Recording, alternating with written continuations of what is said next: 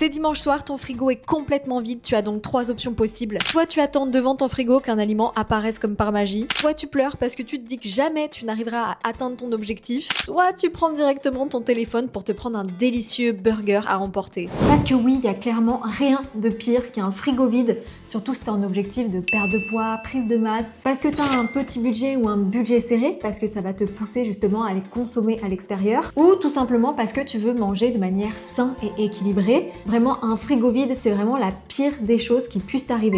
Je suis ultra contente de te retrouver aujourd'hui pour te parler de quelque chose que tu fais régulièrement mais que tu n'as jamais appris à bien faire, c'est faire tes courses correctement. Pourtant, faire ses courses, c'est vraiment tout un art. Et c'est peut-être ce qui te manque pour atteindre réellement tes objectifs. Parce que par exemple, si tu as un objectif de perte de poids et que dans ton frigo, tu n'as que des pizzas surgelées, tu n'as que des pâtes, t'as que des cordons bleus. Dans tes placards, il n'y a que du riz et des pâtes et des gâteaux. C'est totalement sûr que ton objectif de perte de poids, tu ne vas pas l'atteindre. Et pareil, si tu as un objectif de petit budget, si tu t'achètes énormément d'oléagineux, pas du tout de produits bruts, mais beaucoup de produits déjà tout faits, des fruits un peu exotiques, bah c'est sûr que si tu t'es donné 40 € environ pour un budget sur ta semaine d'alimentation, bah tu vas clairement pas l'atteindre parce que tes repas vont coûter trop cher. Bref, faire ses courses correctement, c'est vraiment tout un art. Et si tu rentres dans un supermarché sans liste, que tu prends un petit peu ce qui te fait plaisir et surtout beaucoup de produits qui ne vont pas ensemble, ça va clairement pas le faire et tu vas y retourner 2 jours après parce que tu auras oublié le sucre, le pain, la crème, etc.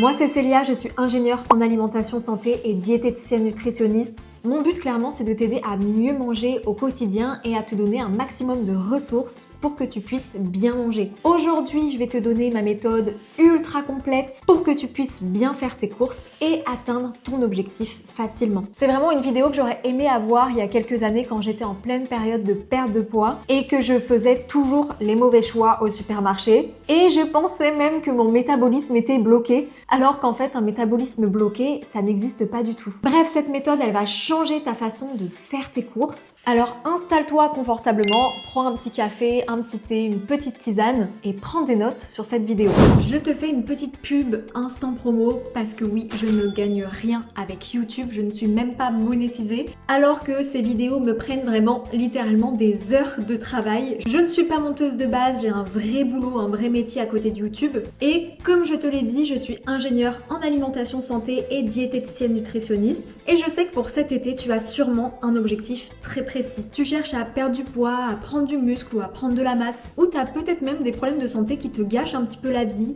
genre des problèmes de ballonnement, de digestion, de SOPK, de l'acné et tu te poses un milliard de questions sur ton alimentation, sur ce que tu fais bien et ce que tu fais mal. Est-ce que tu dois manger plus de protéines, plus de légumes ou plus de féculents? Est-ce que ton petit déjeuner ou ton goûter actuel est intéressant pour toi ou il faut absolument le changer? Et ce sont des questions à laquelle je réponds de manière générique sur mes vidéos YouTube parce qu'on ne peut pas faire de cas personnalisés et c'est exactement pour ça que j'ai créé mon programme de nutrition personnalisé. C'est pas du tout un régime, c'est pas une liste d'aliments interdits, c'est pas un programme type pour la perte de poids ou la prise de masse, c'est une stratégie qui est construite spécifiquement pour toi et tes problématiques. C'est un programme qui est adapté à ta vie, à tes horaires, à ton métier, à ton sport, parce qu'un programme type, ça ne marchera pas pour atteindre ton objectif facilement. L'alimentation, c'est ultra adapté et personnel. Bref, dans ce programme, il y a un bilan complet, des recommandations, une liste de courses adaptées, des recommandations concrètes sur tes repas, tes collations, tes courses, etc.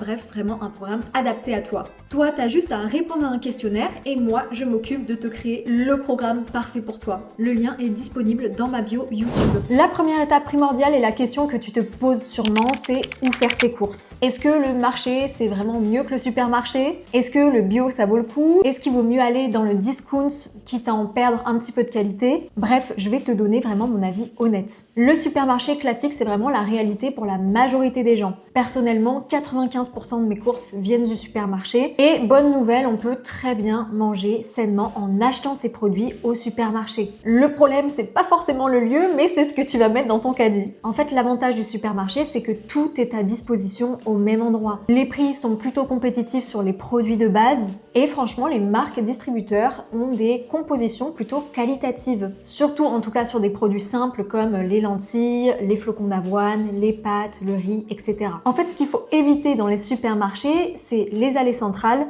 parce que généralement, tu as des produits quand même ultra transformés, les promotions sur les produits dont tu n'as pas forcément besoin et les emballages maquettés healthy qui sont purement marketing. Mon conseil au supermarché et partout d'ailleurs, c'est de consommer le plus brut possible. Au moins, là, t'es sûr de pas te tromper. Maintenant, au sujet du magasin bio, c'est un petit peu plus épineux. Est-ce que ça vaut le coup de manière financière? Je vais être honnête avec toi. Le bio, c'est pas une obligation pour bien manger. Une alimentation riche en légumes, en fruits, en protéines, en féculents, même non bio, c'est largement suffisant et bien mieux qu'une alimentation bio et totalement déséquilibrée. Dans le bio, tu peux aussi retrouver des aliments ultra transformés, riches en sucre, riches en sel, etc.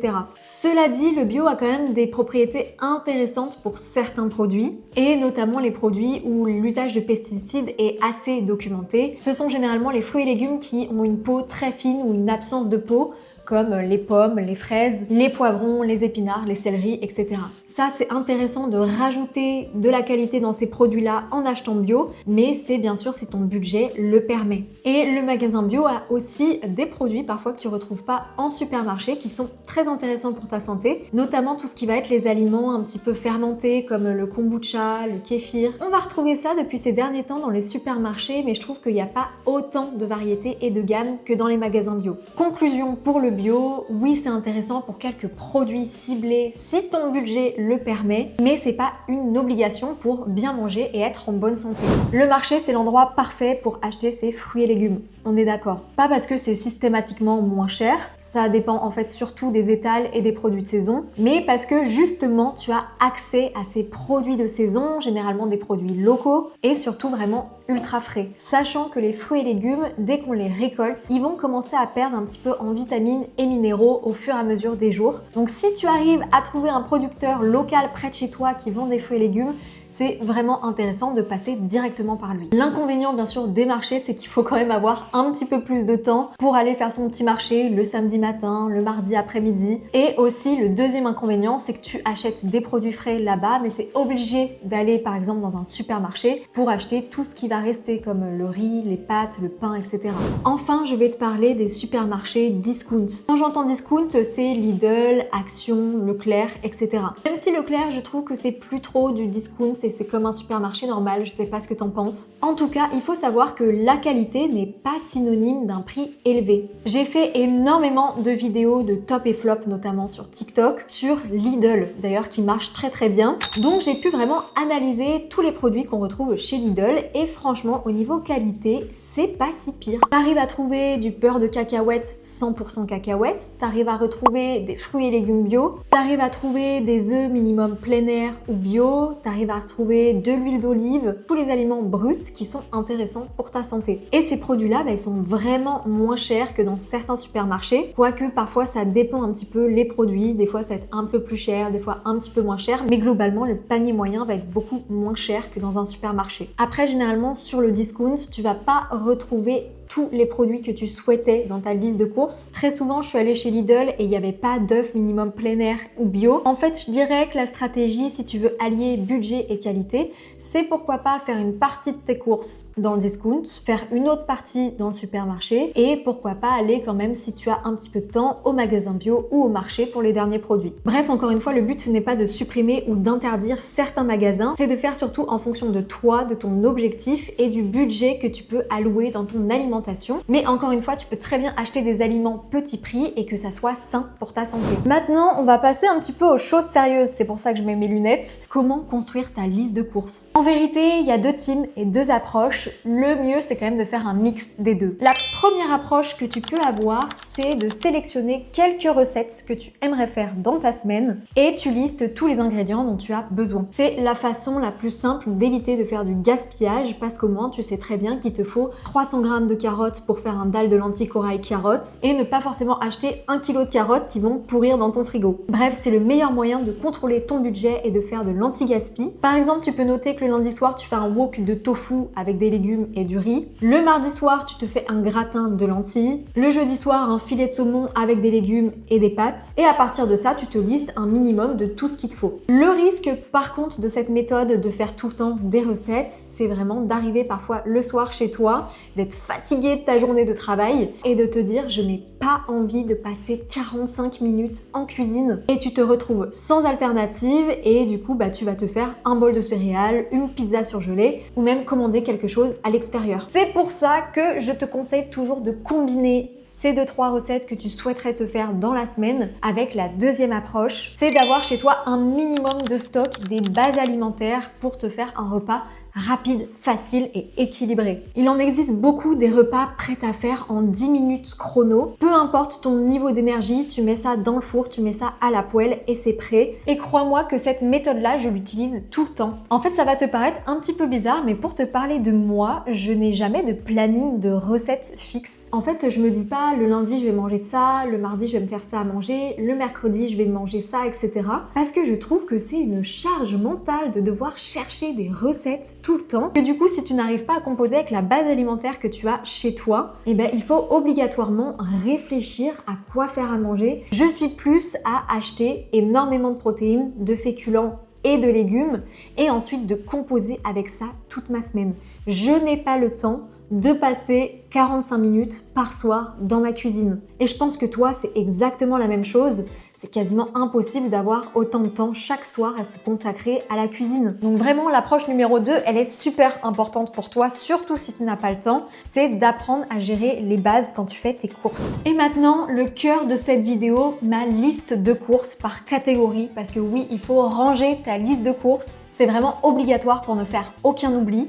Si tu commences à me faire une liste de courses de 20-30 lignes, que tu me mélanges du frais, de l'épicerie, des protéines, des féculents, tu vas certainement oublier quelque chose, à 99% sûr. Voici globalement comment s'articule ma liste de courses équilibrée. Et généralement, je vais diviser ma liste de courses en 4 catégories assez simples. Catégorie numéro 1, ça va être la catégorie féculents. La catégorie qu'on a le plus tendance à maltraiter ou à supprimer alors que c'est ultra important d'avoir ces féculents dans son alimentation. Les féculents ne font pas grossir, ça on en a déjà parlé dans d'autres vidéos. Et les féculents, c'est même un allié santé et perte de poids. Oui, tu as très bien entendu. Ça stabilise ta satiété, ton énergie. Bref, sans ça, tu auras la dalle au bout de 30 minutes. Mes féculents indispensables, ce sont les flocons d'avoine pour mon petit déjeuner. J'ai aussi toujours du riz dans mes placards et aussi beaucoup de légumineuses comme des lentilles vertes, des lentilles corail ou encore des pâtes de lentilles corail. Oui, je suis accro. Et enfin, un féculent que j'adore et ultra pratique, les potatoes surgelés. Catégorie numéro 2, ça va être les protéines. Et cette catégorie, il faut vraiment la blinder dans ta liste de courses parce que personnellement et bizarrement, c'est pour ça que je suis obligée de retourner en course, c'est qu'il me manque toujours des protéines.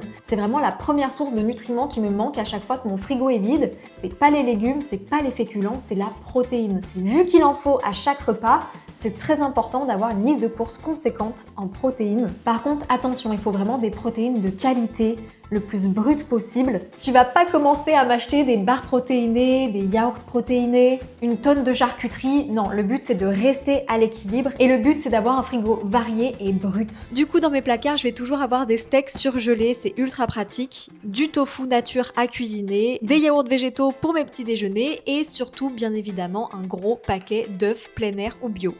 Catégorie numéro 3, la catégorie des fruits et légumes. Là, je vais te donner une règle assez simple, c'est la règle des couleurs. Essaye de varier un maximum en couleurs dans ta semaine de fruits et légumes. Je suis personnellement aux environs de 3 à 4 types de légumes différents par semaine et 2-3 types de fruits par semaine, pas plus parce que sinon il y en a quand même beaucoup. Et le but bien sûr c'est toujours de prendre minimum français et de saison. Dernière catégorie, c'est la catégorie numéro 4, c'est vraiment les indispensables. En fait c'est tout ce qui va compléter ta liste de courses et qui vont te permettre de bien cuisiner. Une huile végétale de bonne qualité, des épices, des graines, des oléagineux et surtout dans cette catégorie on compte bien sûr les aliments plaisir. Il faut d'ailleurs obligatoirement dans ton frigo retrouver des choses qui te font réellement plaisir, des choses qu'on dit mauvaises à la santé, mais qui sont très importantes d'assimiler dans ton quotidien, sinon tu vas juste te sentir frustré. Une alimentation équilibrée, c'est 80% du temps, c'est des aliments sains et équilibrés, et 20% du temps, c'est des aliments un petit peu plus